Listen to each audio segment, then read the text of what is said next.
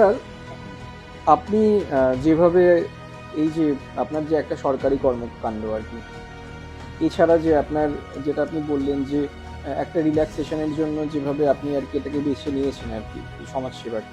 কিন্তু এই আপনার সরকারি কর্মকাণ্ড এবং যে সমাজসেবা, এই দুটোরই তো একটা বিশাল পরিধি আছে এবং প্রচুর কাজ আছে। আর যতক্ষণ আপনি কাজটা করছিলেন না ততক্ষণ অবধি সেটা নিয়ে গিয়ে প্রশ্ন তোলার কিছু ছিল না।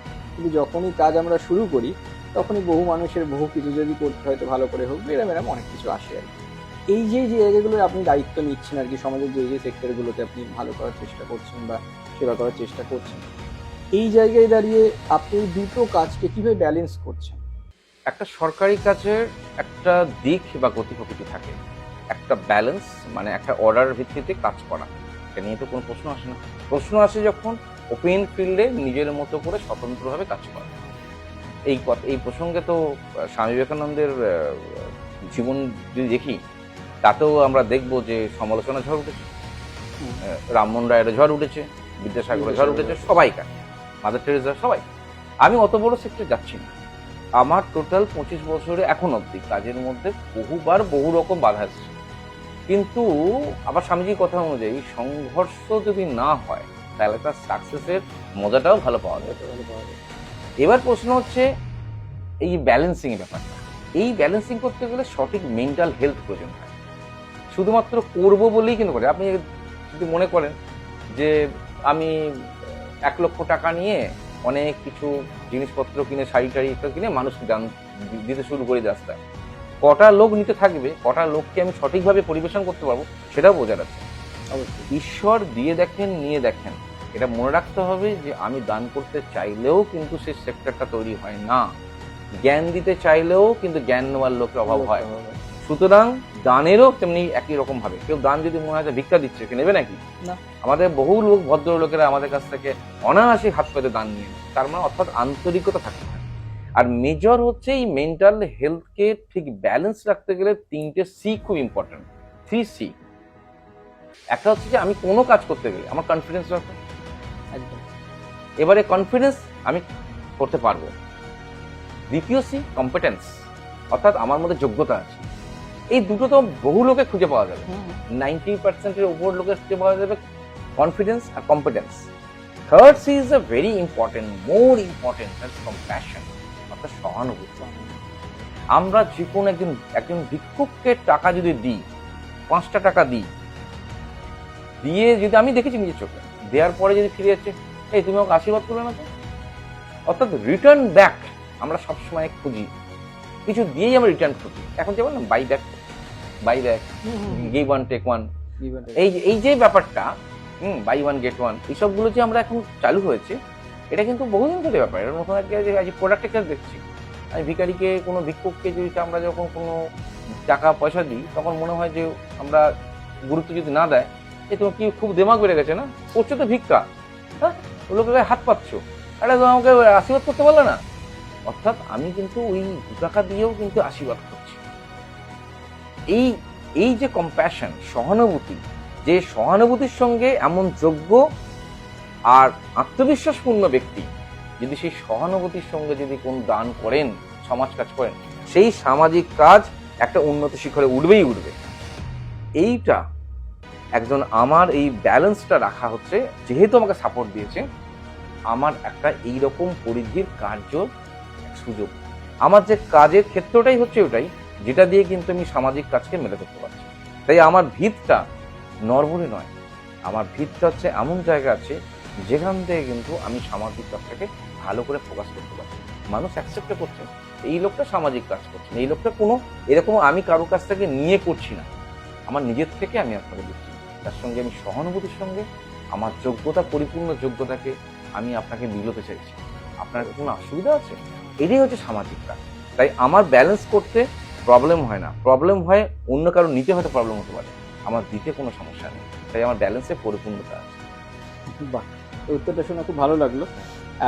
তবে একদম ব্যালেন্স না থাকলে তো কোনো কাজই সম্পূর্ণতা পায় না আর কি। ব্যালেন্স একটা বিশাল বড় জিনিস আর কি। তো এইখানে যেটা আসছে যে এই সরকারি আমলা এবং এই সমাজ সেবা, এই যে দুটো যে কাজ আছে, এই কাজ দুটোর মধ্যে আপনি কোনটাকে বেশি প্রায়োরিটাইজ করতে চান আর কি, বা যেটাকে আপনি বলা হচ্ছে যে মেলে ধরতে চান, আরো আগে নিয়ে যেতে চান আর কি।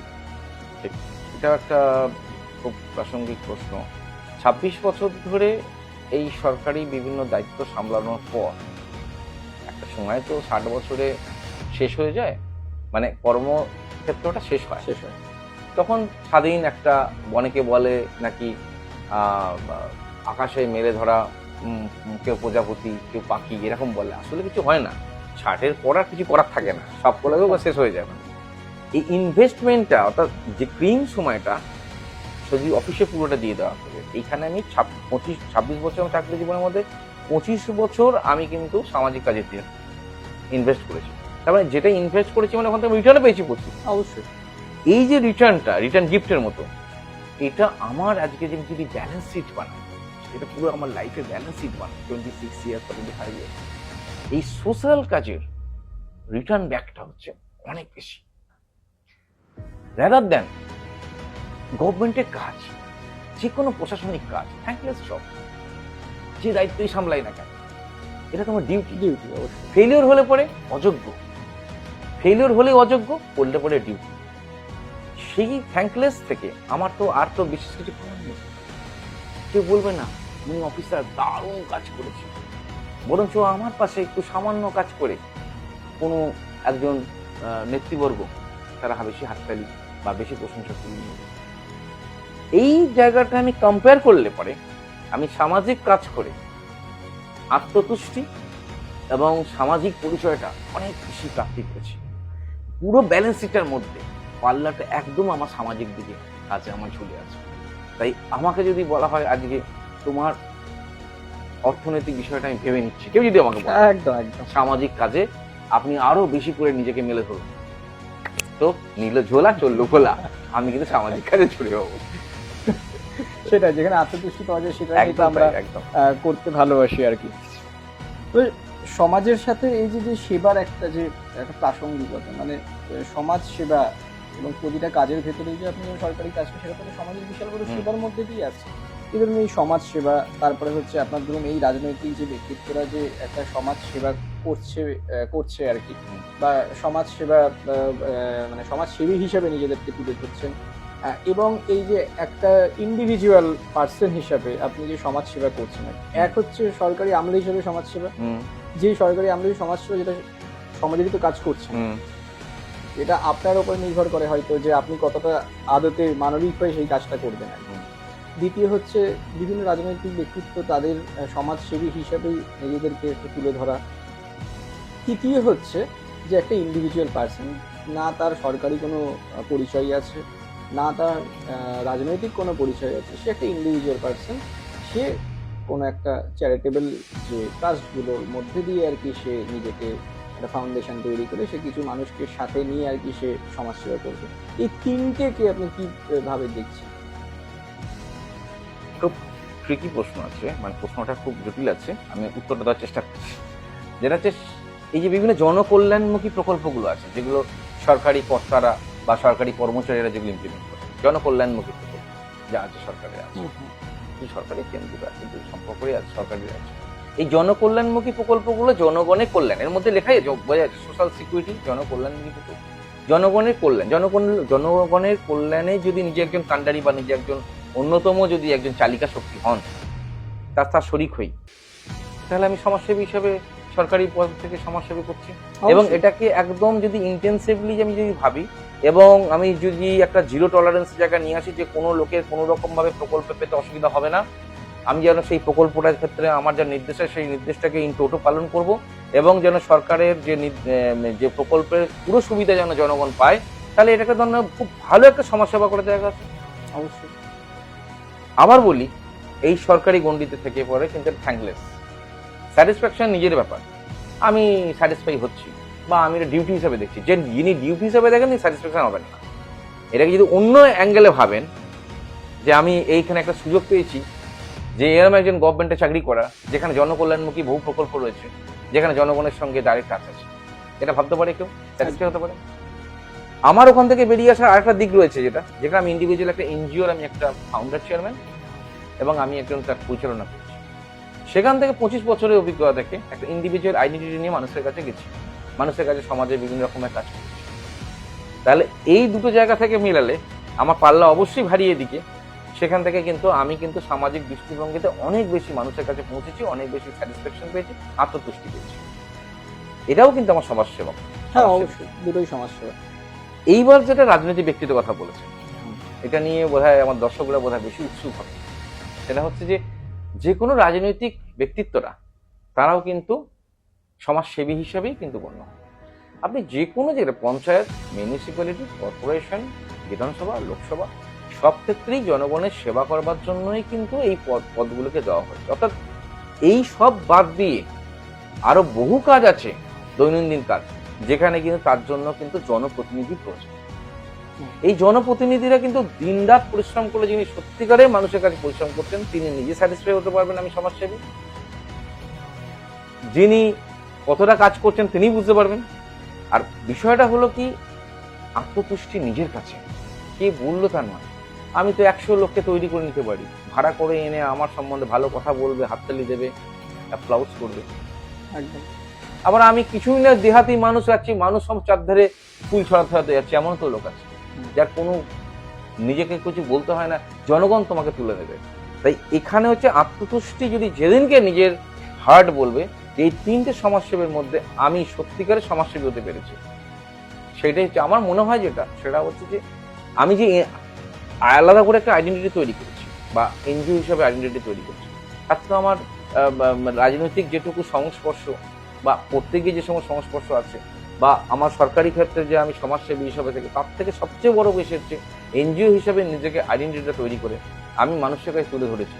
আমার সামান্য, আমি যদি মনে করি আজকে পাশের গ্রামে একজন কোনো রাজনৈতিক ব্যক্তিত্ব, তিনি 1,500 শাড়ি বিতরণ করছেন বা 10,000 শাড়ি বিতরণ করছেন আরেকটা পাশে, আমি 100 জন দিতে পারছি। এটা আমার তো তুষ্টি অবশ্যই। যে আমি আমার সঞ্চয় থেকে আমি 100 জনকে শাড়ি দিতে পেরেছি, 100 জনের কাছে নতুন সুতো তুলে দিয়ে দিচ্ছি। আমি 1,500 পারিনি, 10,000 পারিনি, কিন্তু আমি তার বলে নিজেকে ছোট ভাবা নয়। এই যে আত্মতুষ্টিটা, এটা যে নিজের উপর এই যে সেলফ স্যাটিসফ্যাকশনটা, এটাই মানুষকে কিন্তু আসল সমাজসেবী তৈরি করে। এখানে তো স্যার একটা কথা আসছে যে আপনি একটা বড় মানে আপনি একটা বড় পদে আছেন আর কি, ঠিক আছে। আর বড় পদে থেকে আপনি যে বড় পদের যে কিছু কিছু সুবিধা আছে, সেই সুবিধার মাধ্যমে মানুষকে সুবিধা দিতে পারছেন সরকারি সেক্টরে থেকে। দ্বিতীয় হচ্ছে যে আপনার এই পদের সুবিধা আপনি হয়তো যখন আপনি সমাজ সেবা করছেন আর কি, সেখানে হয়তো অনেক ক্ষেত্রে যারা মানুষ আপনার কাছে আসছে, সেখানেও আপনি অনেক সুবিধা তাদেরকে দিতে পারছেন। কিন্তু একজন সাধারণ মানুষ যে সমাজ সেবা করতে যাচ্ছে আর কি, আমি আপনার হিসাবে বলছি, আপনি যদি একজন সাধারণ মানুষ যার রাজনৈতিক ব্যক্তিত্ব কোনো ইয়ে নেই, সেখানে যদি আমি বলছি যে রাজনৈতিক যে মানুষেরা আছে আর কি, যারা যে রাজনৈতিক মানে সমাজ সেবার মূলক কাজের মধ্যে যুক্ত আছেন বা সমাজ সেবা করতে বলছেন যে আমরা সমাজ সেবার যেতে আছি, তাহলে সমাজ সেবাটা অনেকটা সহজ হয়ে যায় নাকি যে এই সেক্টরগুলো যদি একসাথে মিলে কাজ করে? এইগুলো সন্দীপ, এটা ইন্টার রিলেটেড। হ্যাঁ, সেটাই তো। Inter related. আমি প্রথম পর্বে যদি দেখি বিউরোক্রেসি মানে আমাদের ডেমোক্রেসি এবং গুড গভর্নেন্সের একটা মেলবন্ধন। বিউরোক্রেটদের প্রয়োজন আছে, আমলাদের প্রয়োজন আছে, রাজনৈতিক ব্যক্তিত্বের প্রয়োজন আছে। সমাজ চলতে গেলে দুজনকেই প্রয়োজন আছে, ঠিক। তাই আমি আমলাতন্ত্র থেকে যদি একজন সমাজসেবী বেছে নিই, তাহলে যদি থাকলো, আবার আমি রাজনৈতিক ব্যক্তিত্ব থেকে সমাজসেবী পেলাম, এটাও থাকলো। তা দুটোই যখন অস্তিত্ব রয়েছে, তা সমাজসেবী হিসেবে দুটোকেই ইম্পর্টেন্স আছে। এর মাঝখান থেকে বেরিয়ে আসছে যেটা যে কোনোটাতেই নেই, নন গভর্নমেন্ট অর্গানাইজেশন এনজিও চালাচ্ছে তার নিজস্ব আইডেন্টিটি নিয়ে, সেটা এনজিও চালাক না চালাক, একদম কতগুলো মানুষের নিয়ে পাঠশালা খুলে বসেছে গাছতলায়, কিচ্ছু নেই, কোনো ব্যানার নেই, কোনো রেজিস্ট্রেশন নেই, কোনো খাতাপত্র নেই, কিচ্ছু নেই, কোনো লোকজন নেই, কিছু নেই। তা আমার মনে হয়েছে যে আমি একটা পাঠশালা খুলবো, এই ছেলে প্রাইমারি স্কুলে ভালো পড়াটা আমি পড়াচ্ছি, আলাদা করে ইংরেজি পড়াচ্ছি, আলাদা করে আমি কোনো ছেলেদের আমি চাকরি পরীক্ষা পড়াচ্ছি বিনা পয়সা, অবৈতনিক। এই যে সমাজসেবা, এর মধ্যে একটা আলাদা স্পিরিট আছে, একটা স্পার্ক আছে। এটা আমি সরকারি সুবিধা থেকে করা আর রাজনৈতিক সুবিধা থেকে করা, এই দুটো সমাজসেবী ইম্পর্টেন্ট থাকলেও এইটা একটা স্পার্কিংটা আলাদা, যে এইটা করে আসবে, যে এইটার উপর বেস করে আছে, তার দুদিকেই যাক না কেন, তার ভিত্তি হচ্ছে শক্ত। আমি আগেও বললাম, তাই আমার এই 25 বছরের এই মাঝখানের ক্ষেত্রটা কিন্তু আমার 25 বছরের পাঠটা করা আছে। আমার জীবনে হয়তো আরো অনেক শিখবো, কিন্তু অনেক কিছু ঘাত প্রতিঘাতের মধ্যে দিয়ে এসে এই জায়গায় দেখেছি আমার 3টে সুবিধা থাকলেও এই সুবিধাটাকে আমি সবসময় প্রেফারেন্স দিই।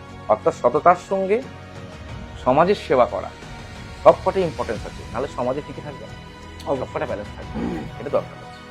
অনেক অনেক ধন্যবাদ স্যার, আজকে এতক্ষণ সময় দিলেন আমাদের সাথে।